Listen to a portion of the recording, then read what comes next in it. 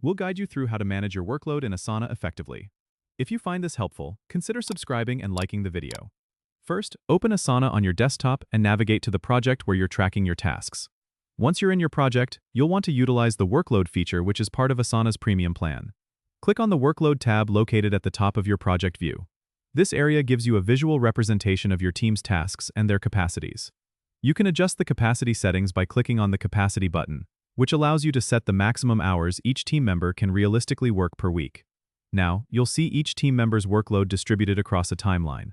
To ensure tasks are balanced, you can drag and drop tasks to different days or reassign them to different team members if someone is overloaded. If you notice someone is over capacity, you can click on their workload and make adjustments by either extending task deadlines or splitting tasks into smaller ones. Don't forget to regularly check the workload view to keep things balanced and adapt to any changes in priorities or team availability. This feature helps you keep track of who's working on what and prevents burnout by managing everyone's time more effectively. Don't forget to subscribe and comment if this helped you out.